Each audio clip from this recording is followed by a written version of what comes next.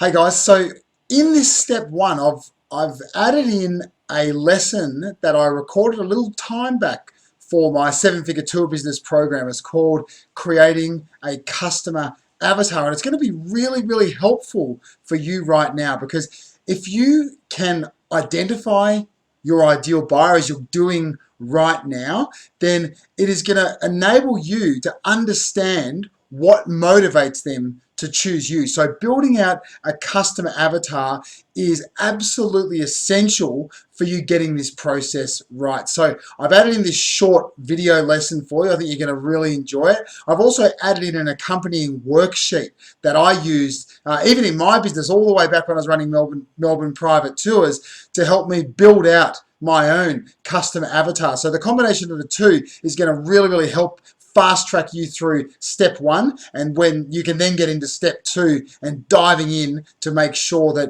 what you're creating is going to be something that's almost guaranteed to sell wildly. So enjoy. Hey everyone, Josh here on the mic for this Module 3 lesson on the value of creating customer avatars in your business. You may also hear them referred to as buyer personas. So here's what we're going to cover in this lesson. We're going to take a look at what a customer avatar is, how creating one can actually transform your business as you know it, where you're going to get all the data that you need to create them, and what you actually do with the data once you've got it to turn it into a customer avatar. Okay, so what is a customer avatar? Well, let me tell you a little bit about my early years as a day tour operator. I believe I talked about this in an earlier lesson.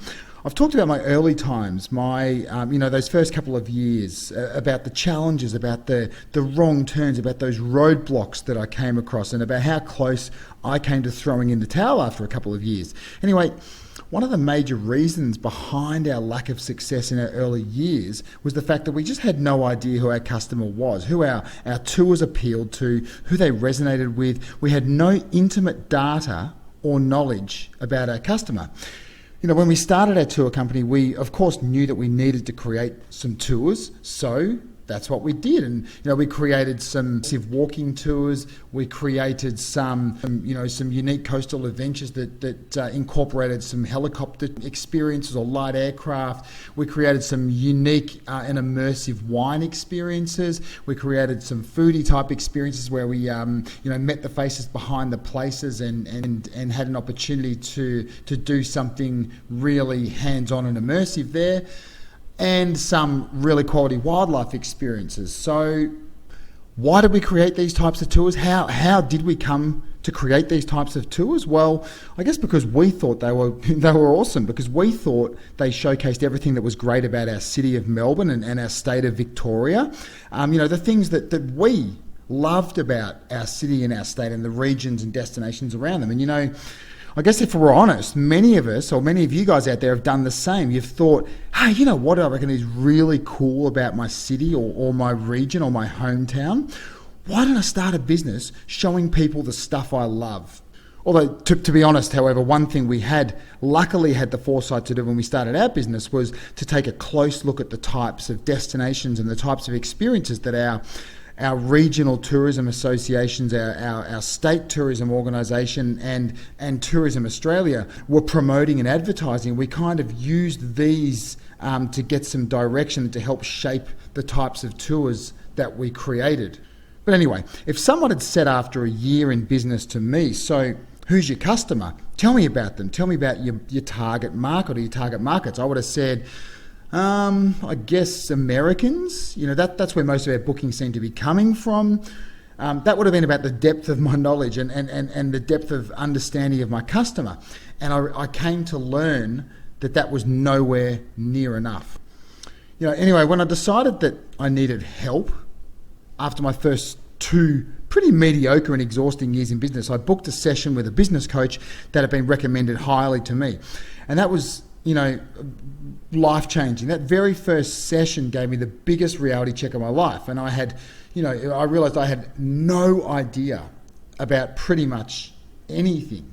And amongst many things in that session I learned was the need to understand who my customer was intimately, not just, the demographics, where they're from, what age, all these kind of things, but intimate things about their beliefs, their needs, their wants, their lifestyle, their hobbies, interests, the pains and, the solutions that they were looking for and the challenges that they were finding when booking or planning their trips.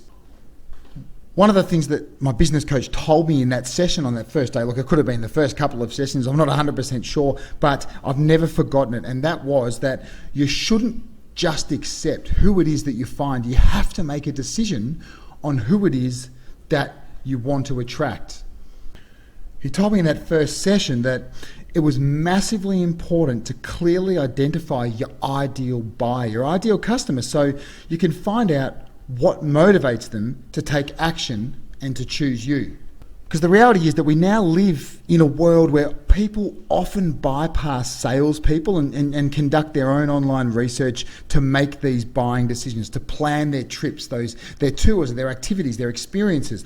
Therefore, it's up to you to work out how you're going to deliver the perfect experience, the perfect tour or activity that's going to deliver the pleasure they seek and solve the problems that they have and meet their needs.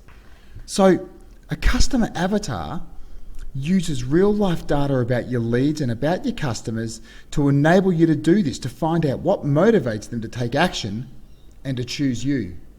So how will creating customer avatars transform my business? Well, I can promise you that it'll transform your business. And if you haven't done this before, and if you've been basing a lot of your key decisions on assumptions for far too long, as I did, then doing this really is going to transform your business. And if you're saying, Josh, is this really necessary? It looks like a fairly time-consuming process, and I reckon I know who my ideal customer is and, pretty much everything I need to know about them, then I say to you, trust me, do it. By really taking the time to understand your ideal prospects and your existing customers, you'll be better able to capture their attention. You'll be better able to keep them engaged and ensure that your tours or activities are a raging success, that's creating an army of raving fans with the healthy profits to match. A customer avatar goes way, way beyond just marketing and sales. When you develop a deeper understanding of who your customers are, you learn about the burning problems that they have, what their pain points are, what their desires are, and how you can satisfy them. That means you can create experiences based specifically in minute detail on your avatar's requirements. Your customer service will improve as a result as your team learns how to adapt to the needs of specific customers, and this understanding of exactly how to meet the needs of your leads and customers at every touch point will permeate through your entire business. You'll know how your customer wants things to look, how they want things to sound, to be presented to them, the way they want to be wowed, and the way they want to be treated. This is what will create an army of raving fans rather than a bunch of people that are just having a nice time. And getting the pricing right and making sure you have the right distribution strategy in place will become much, much easier also. And the best bit of all is that creating clear customer avatars gives your team a company-wide sense of direction. So how do I create one? Well, guys, this is the way that I did it. Think of your customers, the customers you already have had, the most represented type of customer that your business has or has had. Plus, think of all those inquiries that didn't convert. You may be converting around 10 to 20% of leads. Well, what about all those leads that didn't convert? What kind of data do you have about them? What do they all have in common? Take a deep dive here and start doing some investigating and filling in the blanks as best that you can. Details such as age, income, gender, marital status, industry, job title, job description, plus, values, beliefs, lifestyle, what kind of lifestyle they have, hobbies, interests, attitudes to various things. Here's an example for you in doing this and collating this. So you might have someone that you have done the requisite research and you know need peer approval. They run their own company and, are semi-retired but find it hard to let go. Highly competitive and want to be unique. They want to look good in clothing. They're from a higher income bracket. They might view experiences as equally important as material things. So these are the kind of things that you might find your customers so far have in common, or a vast majority of them, or a vast proportion of them have in common. Plus, you would go on to media use. Where do they get their information? What favourite websites do they have? What books or news outlets or other programming do they find interesting, useful, and do they turn to for information? What about their goals, challenges, and pain points? What's their primary goal, and what keeps them up at night? Finally, if you have more than one ideal customer, if you find that going through the research phase, you are grouping this data into very, very distinct, very different groups, and you find that you have more than one ideal customer, you'll need to repeat the exercise to create multiple customer avatars. So, where am I going to get this information to create my avatars? This is what people most seem to struggle with when creating their buyer persona or their customer avatar. Where do I actually turn to find all this information, this intimate information about my buyer, about my customer? It feels overwhelming and time consuming and, too hard to do, frankly. I mean, that's the way I looked at it when I started this process. But you know what? You'll be surprised by how easy it is and how easy it can be to collate this type of data via customer surveys and other methods to create targeted client or customer groupings. While you may have a good idea already about your ideal customer, what they look like, your assumptions are just a starting point, quite frankly. There are several ways to conduct your research depending on whether or not you have existing customers. This kind of data is most likely readily available to you right now, or you can very easily capture it in a number of ways. Assuming that you have existing customers and an established business, a business with email and a website, which most of you have, you can use these resources and this data very, very effectively. So here's a number of ways I recommend collating data about your customers and leads to start creating your customer avatars. So you can interview both past customers and customers that have booked upcoming tours. You can interview leads that didn't convert, that you feel fit your ideal customer. I recommend that you be really transparent here, explain why and what you're trying to achieve. Like, I'm quite simply trying to make my business a better business, and if I could have a couple of minutes of your time to answer a few questions in order to help me create my customer avatar, I think that you're going to find that many people are quite willing to help, quite eager to help. So I recommend that you aim for at least 20 interviews in this phase. You can head over to social media platforms and do a bit of stalking on LinkedIn or Facebook or Instagram and look your leads and your customers up. You can ask your operations or your reservations team member, if you have them, what they know about the people who purchase your products or services. As those buyers are your proven customers. Specifically, question your colleagues about the most common queries they get, objections they hear, and how they respond to customer concerns. Sift through your reviews and record what it is that people like, love, and dislike about your company and about your company's tours or activities. What can you be doing better? Look at your website analytics, look at your Google analytics, and look at your social media platform analytics. What are people looking at and where are they coming from? If you have them, also take a good look at your email analytics. What kind of communication or offers worked really well, and which ones tanked? If you use Facebook advertising, if you haven't in the past, you may also have installed a custom audience pixel on your site. And if you don't, it's a great way to gather information about the people that visit your website, which will include, of course, prospects as well as customers. So if you're not familiar with it, then look it up, custom audience pixel. Use Google's Search Console to get insight into the questions and the challenges and problems your audience wants to solve. It tells you what keywords and what phrases people searched for that brought them to a particular page or a post on your website. And finally, look at your direct competitors' social media pages for insights on who is taking their tours. Note people who review, people who comment, people who engage the most, and then go and check out their social media profiles, their social media presence for more information about the activities they enjoy, the education that they have, their marital status, and all those other categories we talked about earlier. So look at your competitors, look at the people that are engaging with them on social media, and then go and have a look at those people. You're gonna find some really, really fascinating data, I assure you. Okay, so now I've collected all this data. What do I do with it? So what you need to do now is group together all the common information you've collated and create a single representation of your ideal customer with as much specific details as you can. Now, you may find that you're creating more than one, as I mentioned earlier, more than one customer avatar, as you've been able to group information into more than one ideal client, very distinct but ideal client for your tours or activities.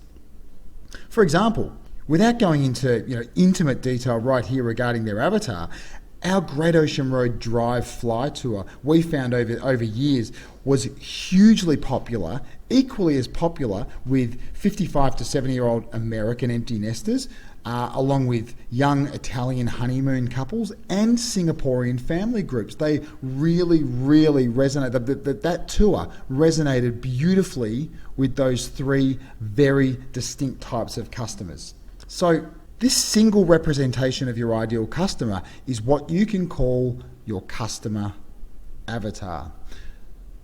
So the next thing you need to do is give your customer or give your customers a name, and then get to work filling in as much information as you can to build out this representation. So when I did mine, the name that I came up with and the image that I chose, which is really, really important, it helps solidify it in your mind, was Bob and Mary. So Bob, 63, and Mary, 60, have been married for 32 years. I've used here just a bit of an example, a small snapshot of my own personal customer avatar. So they've been married 32 years and live in Southern California. They've got two kids who have recently graduated from college, one 26 and one 28. Bob's the founder of a mid-sized law firm and is now semi-retired. Mary volunteers a couple of times a week and sits on the board at their country club. They're very well travelled and they generally do around 3 to 4 trips a year of around 3 weeks in duration, some on which their kids are invited, some they're not. They generally do private tours if private tours are available, and all their travel planning is done by a trusted travel designer with whom they've been booking trips for 20 years. So they choose destinations by, I've just given a few other small details here that I filled into my customer avatar. So Bob and Mary enjoy, they get their information from their social media activity is, Bob and Mary like to shop online or at certain shops. The biggest challenge they face when planning a trip. So all of these things went into the creation of my customer avatar also. So this gives you a bit of an idea as to what you're trying to achieve when creating one. So guys, a bit of a rookie mistake that I want to draw your attention to. It's very, very handy to understand what kind of people buy from you, but it's critical to focus less on who your customers are and focus more on why they buy from you. This will help you identify how exactly you can solve their problems. So, ladies and gentlemen, action steps for this lesson. Get to work collecting and recording information about your ideal customer or your ideal customers using the tips that I've outlined in this lesson. Use this information, once you've done that, to build a single representation of your ideal customer. And as I've said, there could possibly be more than one ideal customer. To do this, over in the resources section, you're going to find a worksheet entitled Creating a Customer Avatar, where you're going to be able to essentially fill in the blanks. And once you've filled in those blanks, you'll actually be able to create your own personal, ideal customer avatar.